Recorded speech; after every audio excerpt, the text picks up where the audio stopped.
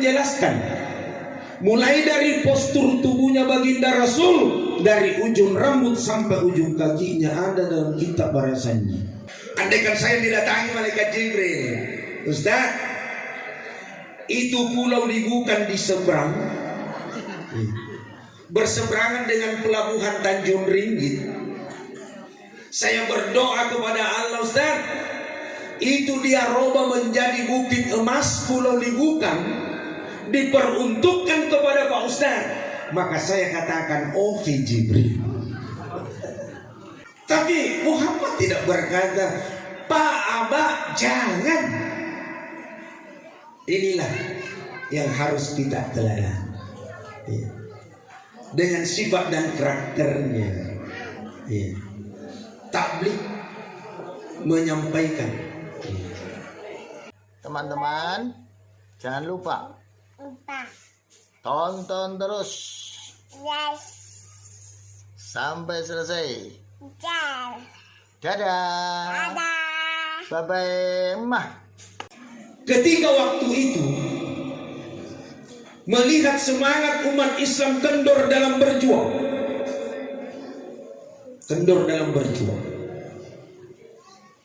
maka Jenderal Salahuddin ini menggagas. Apa gagasannya? Dia buat sayembara. Diumumkan di masyarakat, siapa yang pintar melukis akan diperlombakan. Siapa yang pintar menulis dan bersyair diperlombakan. Maka yang bagus tulisannya, bagus syairnya adalah tulisan Syekh Ja'far Al-Barasanji. Syekh Ja'far Al-Barasanji yang bagus tulisannya, bagus syairnya. Makanya di dalam kitab Barasanji menjelaskan mulai dari postur tubuhnya baginda Rasul, dari ujung rambut sampai ujung kakinya ada dalam kitab Barasanji. Makanya kalau mau tahu akan bagaimana rambutnya Rasulullah, pipinya Rasulullah, keningnya Rasulullah, bulu matanya Rasulullah, hidungnya Rasulullah, badannya Rasulullah, buka kitab Barasanji, baca terjemahannya, dijelaskan di situ.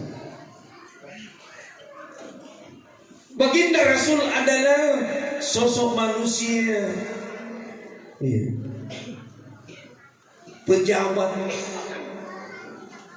pemimpin negara, pemimpin agama, tapi miskin.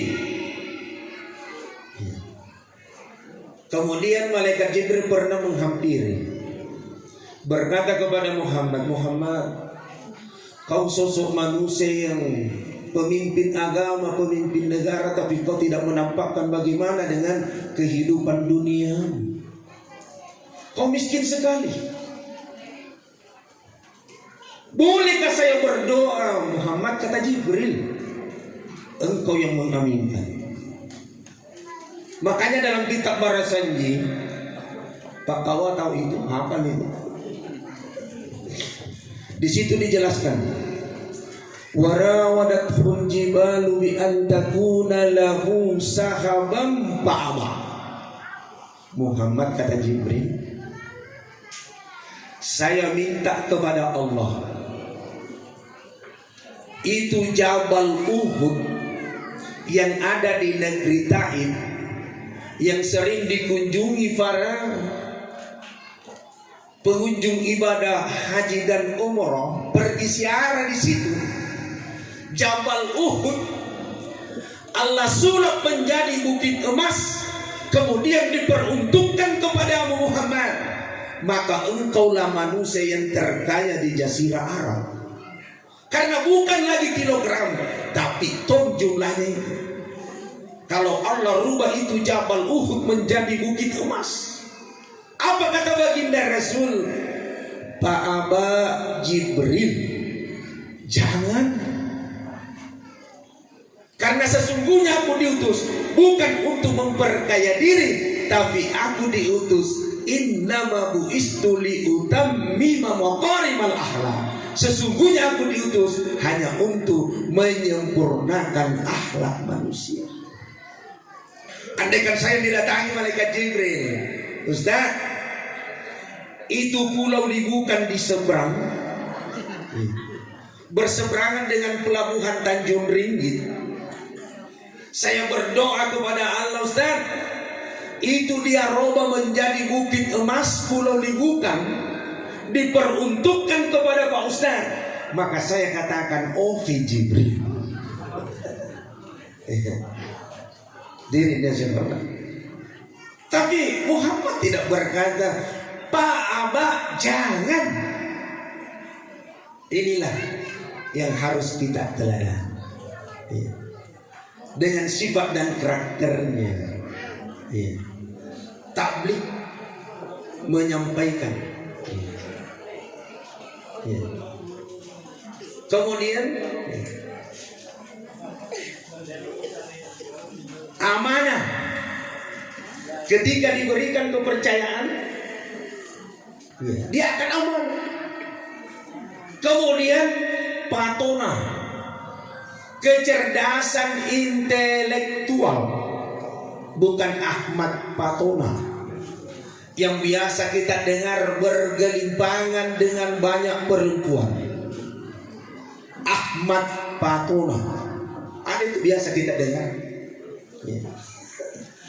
Sifat Patona, kecerdasan intelektual, tidak pernah sekolah pintar, tidak pernah menduduki bangku kuliah, tidak mendapatkan gelar sarjana, pintar. Itulah kecerdasan yang harus kita teladani. Dan itu kita kenal akan peringatan Maulid yang kita laksanakan pada malam hari. Kemudian terakhir, lewat dari waktu yang saya telah sampaikan, terakhir saya mau jelaskan sedikit ini bunga male. Karena ini bunga male, meskipun bagaimana ramainya itu Maulid, kalau tidak ada bunga malenya nggak semarak.